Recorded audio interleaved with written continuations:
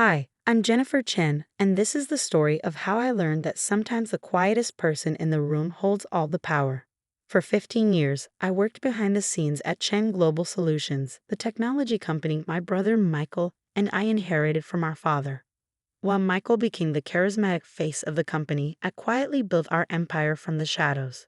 But sometimes, the shadows are exactly where you need to be to see people's true colors. I still remember the day everything started, back when our company was nothing more than a small consulting firm operating out of a converted warehouse in Silicon Valley. Dad had built it from scratch, teaching himself coding while working 3 jobs to support our family after we immigrated from Taiwan. Michael was always the golden child, charming, outgoing, and seemingly destined for greatness. I was the quiet one, the one who spent weekends learning to code instead of going to parties.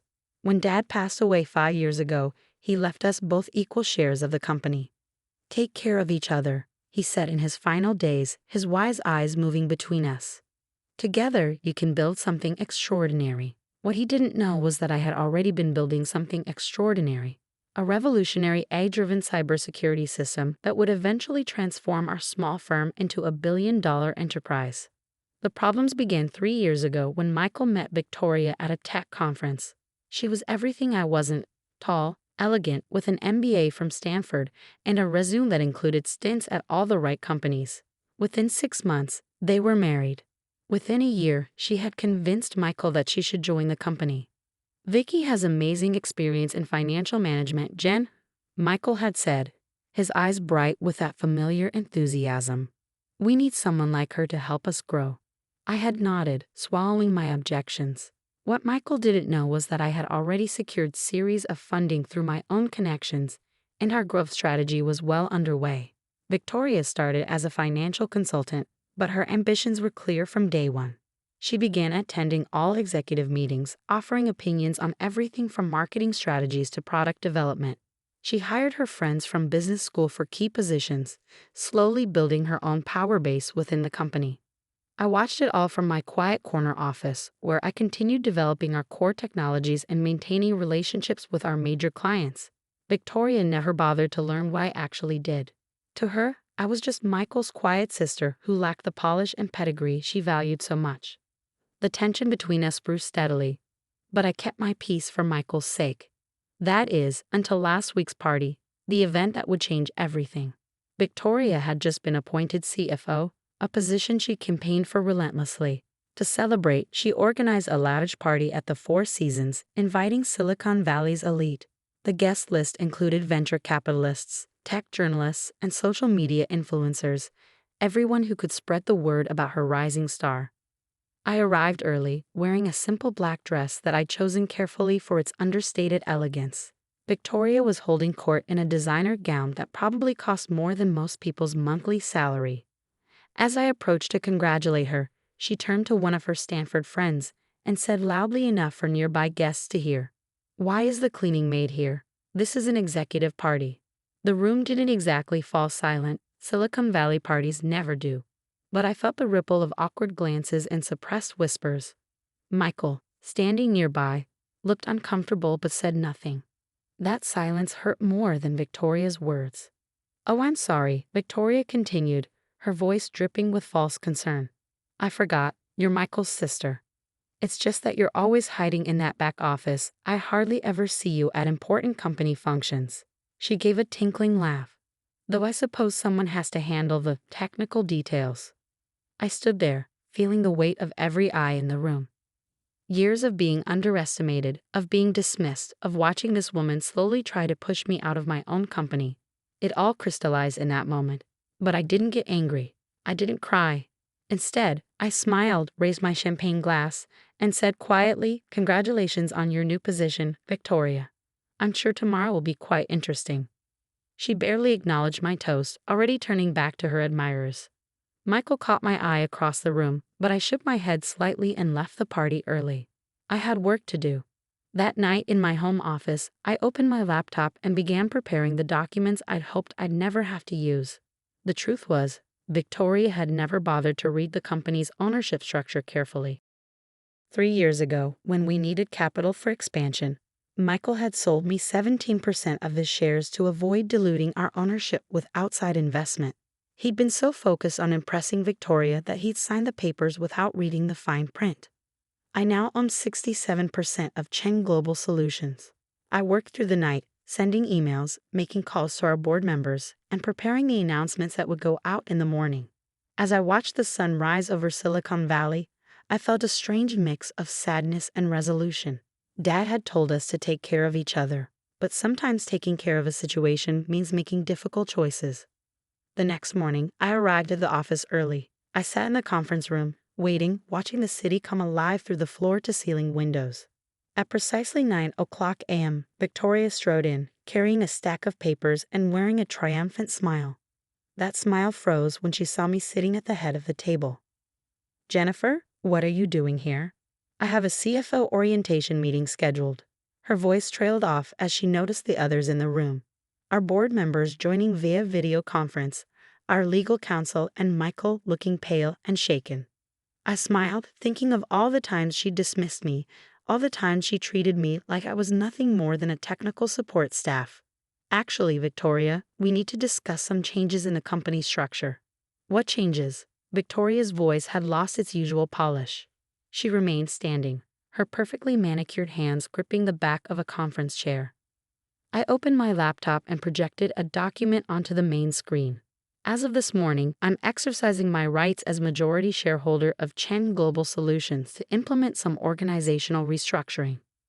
Majority shareholder? Victoria's laugh was brittle. "That's ridiculous. Michael and I control 67%. I interrupted quietly. "I own 67% of this company." I switched to the next document, showing the ownership breakdown. "Would you like to see the paperwork?" Victoria's face went through a series of expressions: disbelief, anger, fear. She turned to Michael. "This can't be right. Tell her this isn't right." My brother looked like he aged 10 years overnight. "It's true," he said softly. "I sold Jen part of my shares 3 years ago when we needed capital for the AI development. I never thought." "Never thought what?" Victoria's voice rose sharply. "Never thought your little mouse of a sister would actually use her power? Never thought she'd dare to challenge me?" I held up my hand. "This isn't a challenge, Victoria. It's a correction." I turned to address the board members on the video screens. "As you can see from the documents I sent earlier, there have been several concerning decisions made in recent months. The hiring of unqualified personnel at inflated salaries, the reallocation of R&D funds to marketing, and the attempted sale of our core ad patents to a competitor." Victoria's face went white. "How did you know about the patent sale?" I finished for her. "I built our security systems, Victoria. Did you really think I wouldn't have protocols in place to monitor attempts to access our intellectual property?"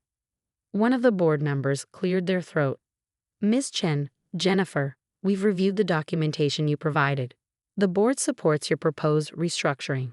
I nodded my thanks and turned back to Victoria.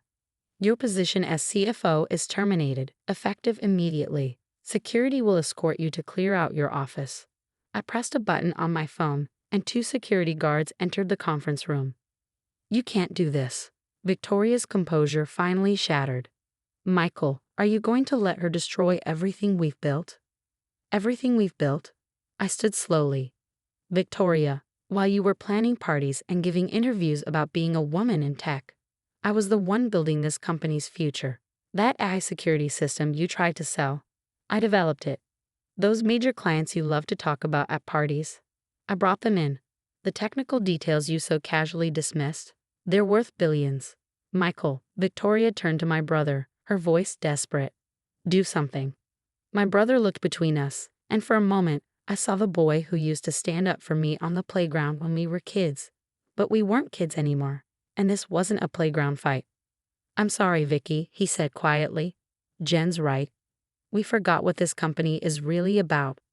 As the security guards led Victoria away, her threats and accusations echoing down the hallway, I felt no satisfaction. This wasn't about revenge. It was about protection.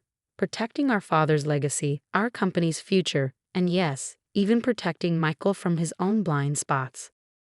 The next few weeks were a blur of activity. I restructured the executive team, bringing back some of the talented people Victoria had pushed out. We refocused on technology development, and our stock price soared when we announced new AI security patents. Michael and I had several long conversations, often late into the night in our old conference room. "I forgot who you really are," he admitted one evening. "Somewhere along the way, I started seeing you through Victoria's eyes instead of my own." "We both forgot something," I replied. "We forgot that being family means being honest with each other, even when it's hard." 3 months later, I received an envelope from Victoria's lawyer, divorce papers for Michael, along with a demand for a substantial settlement. I watched my brother sign them without hesitation. "You know," he said, putting down the pen, "Dad always said you were the smart one." I smiled. Dad said we were both smart in different ways. He was right. We just needed to remember how to work together. A year has passed since that party where Victoria called me the cleaning maid.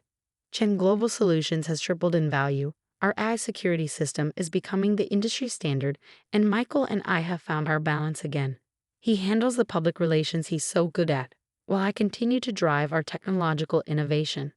Last week, I was invited to give the keynote speech at a major tech conference. As I stood at the podium, looking out over a sea of faces, I thought about all the quiet people out there, the ones working behind the scenes, the ones others might underestimate. Success isn't always about being the loudest person in the room, I told them. Sometimes it's about being the most observant, the most prepared, and yes, sometimes even the quietest. Because in the end, true power isn't about titles or corner offices. It's about knowing your worth and standing your ground when it matters most. Victoria? Last I heard, she's working for a small startup, telling anyone who'll listen about how she used to be CFO of Chen Global Solutions.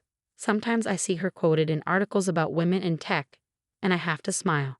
She still doesn't understand that leadership isn't about the title you hold, it's about the value you create. As for me, I keep my father's picture on my desk, his kind eyes reminding me of his last words. Take care of each other. In the end, that's exactly what I did. I took care of our company, our legacy, and yes, even my brother. Sometimes taking care means making hard choices, but as long as you stay true to your principles, you'll never lose your way. The cleaning maid, it turns out, knew exactly what she was doing all along.